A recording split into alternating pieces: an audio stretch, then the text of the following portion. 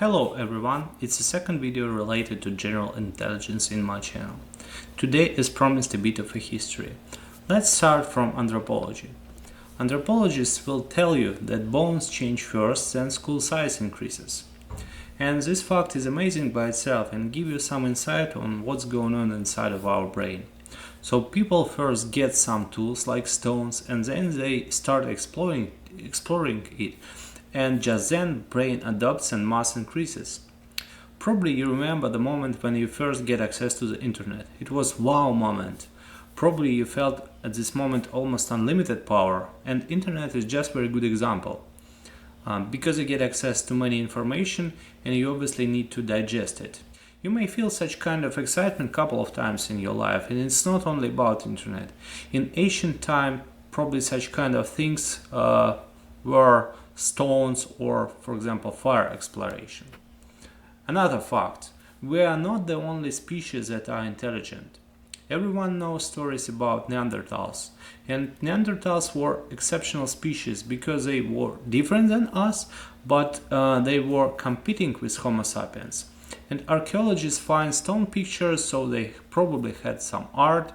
They buried relatives, which means a lot by itself. They were using some tools like Homo sapiens did. By the way, in 2010, genetics announced that interbreeding with archaic humans had likely taken place. But I like even more another story. It's a story about gorilla Coco. This gorilla used sign language to communicate with people. You can find a link to the video in the description below, and it's just amazing. It's worth watching it. I personally recommend you. She knew a couple of hundred of words. Now I'll citate Wikipedia. Between 1972 and 1977, Coco passed several infant IQ tests. She achieved score in a range 70 to 90 points, which is comparable to a human infant that is slow but not intellectually impaired. And what I personally like most of all, she had a good sense of humor. She also had quite rich imagination. For example, she compared herself with a butterfly. Just watch this video, it's worth it, I promise you. I'll talk about evolution a lot, and during evolution our body and brain adopt. Something similar happened in our brain during our regular lifetime. It's just different time scale. So let's go further in time. I believe that methods and tools play a crucial role in the scientific exploration. I like one phrase, and it probably belongs to Bill Gates, but I'm not sure about this. This phrase states that people usually overestimate what can be done in 2 years, but underestimate what can be done in 10 years. And the reason for this is that it looks sometimes that we are almost ready to crack some algorithm, but in reality life works differently. Scientists make some small advances in their fields, and at some point in time it became obvious how complex things work. So ancient method, surgeries and laser studies.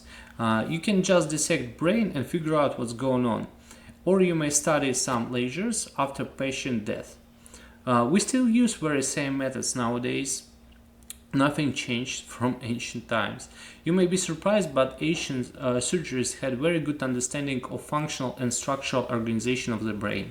So you may find many functional maps of the brain starting from ancient times. Nowadays these maps are very precise and we know functional role of almost every region.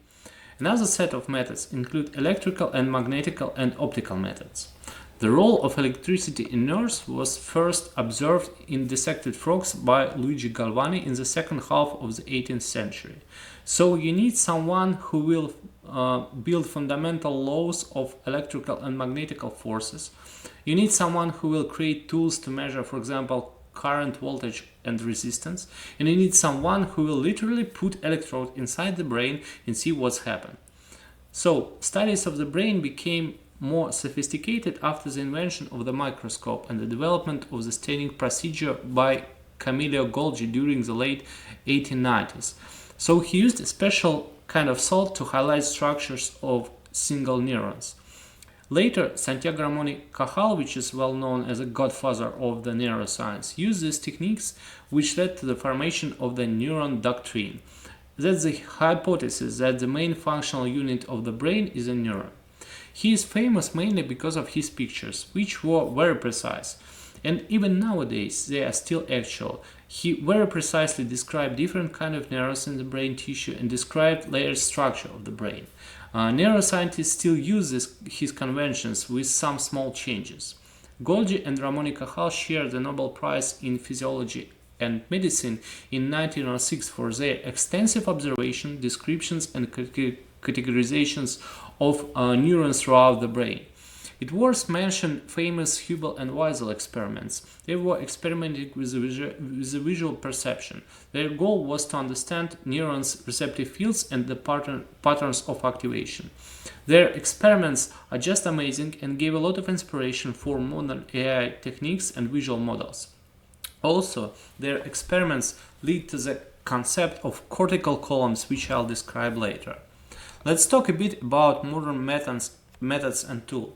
We have MRI and fMRI, and it's just an amazing tool, but the problem is that it has quite low spatial resolution.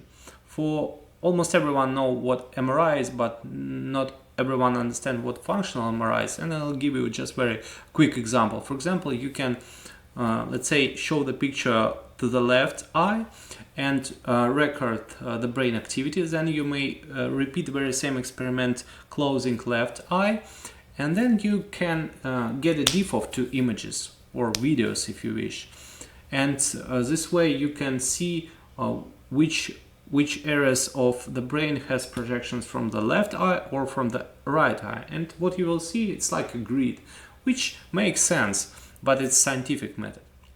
So also we have optical methods which allow to see how population of neurons activate, and it's similar to MRI, but the difference is that it has slightly better spatial resolution, but you can study only the population of neurons which are on the surface of the brain tissue. You can't get too deeply inside.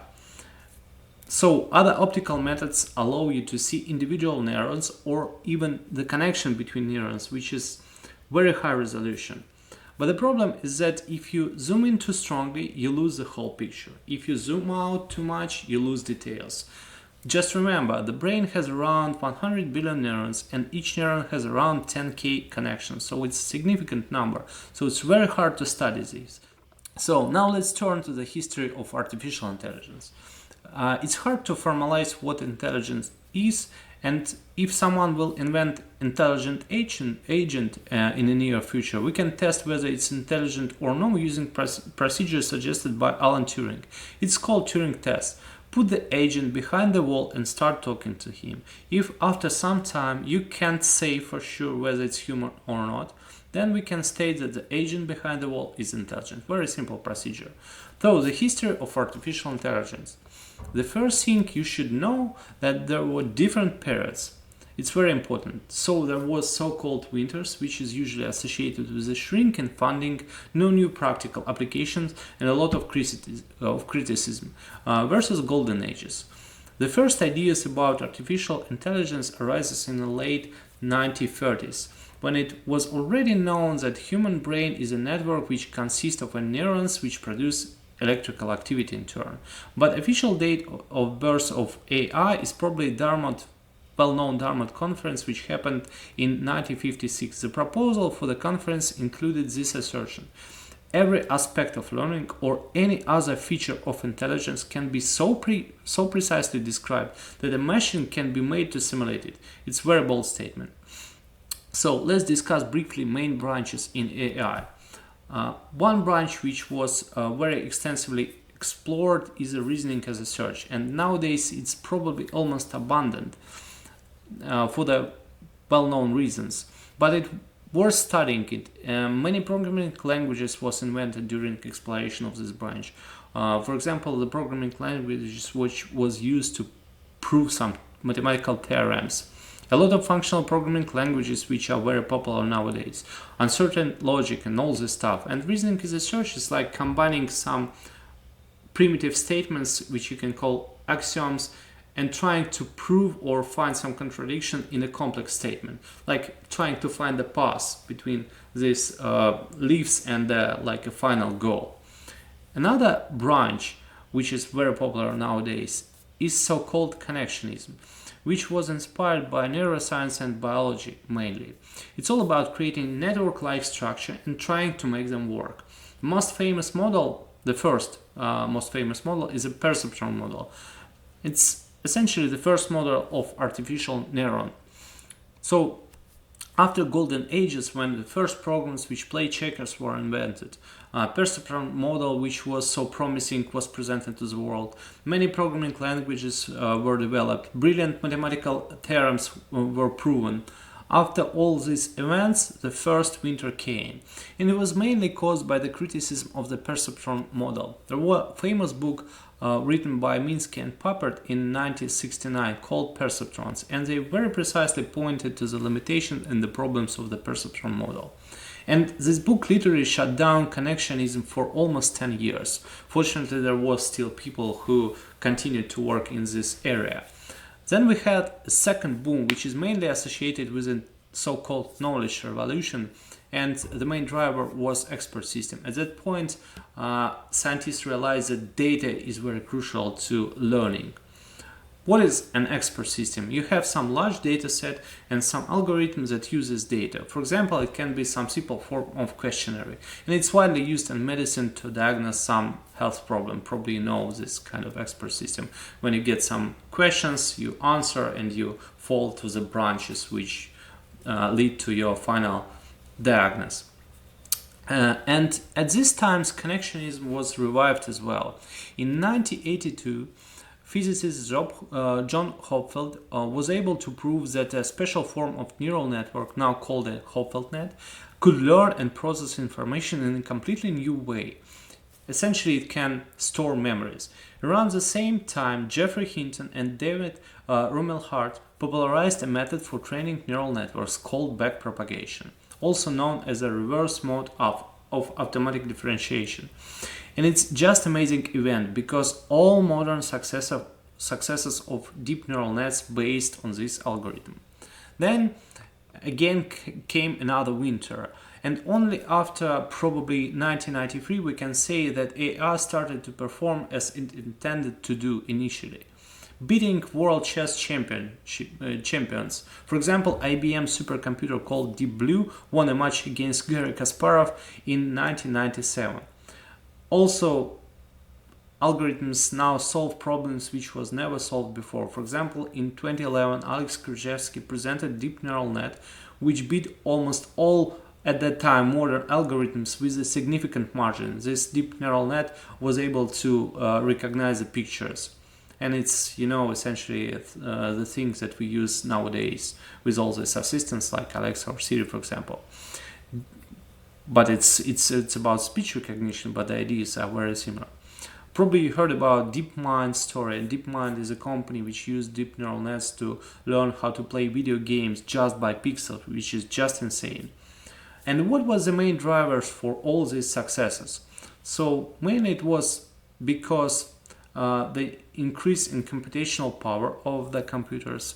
Plus we developed some software frameworks and libraries, so it is really easy nowadays to test all these ideas and to build something.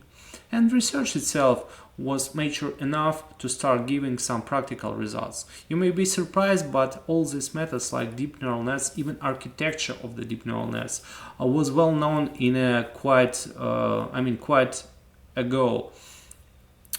Even reinforcement learning theory was also invented not in a recent year but far ago, and there was amazing books regarding reinforcement learning, but we get practical results only in recent years.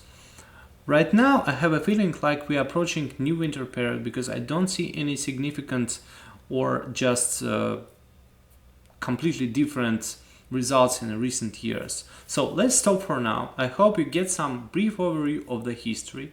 We will reference to the history many times going forward, and I believe it's very important to learn the history. Next video will be related to the basic structure of the brain.